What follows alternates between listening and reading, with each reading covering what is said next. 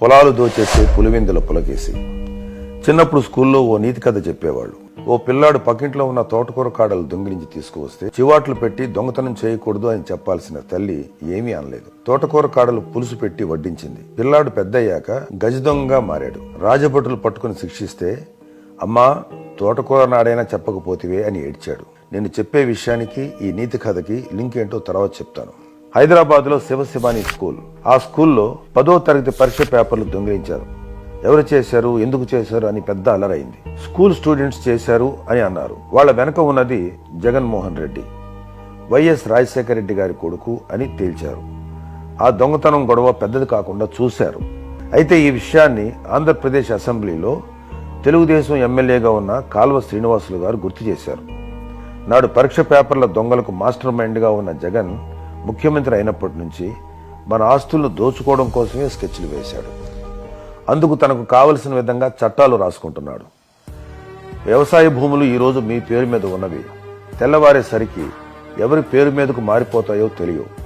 మీ పొలం ఎక్కడో పులివెందుల పేటలో ఉన్న వాళ్లకు, తాడేపల్లి కోటలో ఉన్న వాళ్ల మనుషులకు వెళ్లిపోతాయి. మీ ఆస్తికి మీరు యజమాని కాకుండా పోతారు. రికార్డులు కూడా మారిపోతాయి.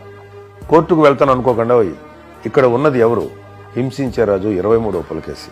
నా రాజ్యంలో కోర్టులేమిటి అని 563 సివిల్ కోర్టులకి భూ యాజమాన్య వివాదాలపై విచారించి తీర్పు ఇచ్చే అధికారం లేకుండా చేసి పారేశాడు.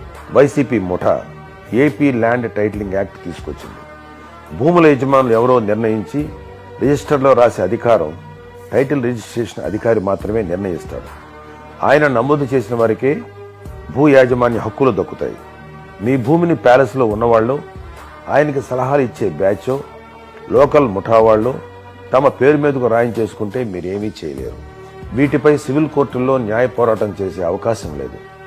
కేవలం అప్పిలేట్ ట్రిబ్యునల్ అని జిల్లాకు ఒకటి పెడతారు. అక్కడికి మాత్రమే వెళ్ళాలి. అక్కడ కూడా మీ భూమి మీది కాదు అంటే అప్పుడు హైకోర్టుకు వెళ్ళాలి. మీ భూమి ఎవరి పేరు మీదకో మారిందనే విషయం కూడా మీకు చెప్పరు. మీకు మీరుగా తెలుసుకోవాలంతే. మీ భూమి యజమాని మారిపోయాడని 90 రోజుల్లో తెలుసుకోలేకపోతే ఇక అంతే సంగతులు. పేద, సన్న, చిన్నకారు రైతుల భూములకు రక్షణ ఉండదు. ఇది చీకటి చట్టం అని న్యాయవాదులు ప్రజలకు వివరిస్తూ నిరసన చెబితే నెపం లాయర్ల మీదకు నెట్టేసిన గనులు వైసీపీ దండుపళ్ళెం బ్యాచ్. సమస్య రైతులదైతే లాయర్లకు కేసులు ఉండవు కాబట్టి గొడవ చేస్తున్నారంటూ ఎదురుదాడి చేశారు. వైసీపీ చేసిన ఈ చీకటి చట్టం వల్ల 30 రకాల రెవెన్యూ రికార్డులు ఎందుకు పనికిరాకుండా పోతాయి. పట్టాదారు పాస్బుక్, అడంగల్, 1B లాంటివి నాలిక గీసుకోవడానికి కూడా పనికిరావు అని సాక్షాత్తు రెవెన్యూ వాళ్లే చెబుతున్నారు. ఇన్ని రకాల రెవెన్యూ రికార్డులు ఉంటేనే మీ ఆస్తులు కబ్జా చేసేస్తున్నారు. అలాంటిది ఈ ఆధారాలు ఏవీ చల్లకుండా పోతే మీ పొలాలు ఎవరి చేతిలో పోతాయో కూడా ఊహించలేము. అన్యాయం జరిగితే సివిల్ కోర్టులకు వెళ్లకూడదని, అప్పిలేట్కు మాత్రమే వెళ్లాలని ఈ చీకటి చట్టం చెప్తుంది. అక్కడ కూడా న్యాయం జరగకపోతే హైకోర్టుకు మాత్రమే వెళ్ళాలి. ఒక సాధారణ రైతు ఇన్ని తిప్పలు పడగలడా? ఇన్ని ఇష్యూల్ని ఫేస్ చేయగలడా? రాష్ట్రంలో అత్యధికంగా ఉన్నవి చిన్న కమతాలే, అంటే చిన్న సన్నకారు రైతులు. ఎస్సీ, ఎస్టీ, బీసీ వర్గాల చేతిలో ఉన్న పొలాలను చట్ట ప్రకారం గుంజుకోవాలనే దురుద్దేశంతో YCP AP land titling act తీసుకొచ్చింది.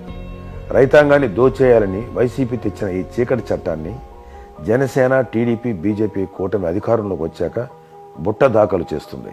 తోటకూర కాడల దొంగలాంటి పులకేసిని 10వ తరగతి పేపర్లు దొంగతనం చేసిన రోజునే ఆ తల్లి అట్లకాడ కాల్చి 4 వాతులు వేసి ఉంటే చాలా బాగుండేది. ఈ రోజు ప్రజల ఆస్తులను ఇలా దోచుకునేవాడు కాదు. ఖచ్చితంగా రేపటి ఎన్నికల్లో ప్రజలు శిక్ష వేస్తారు.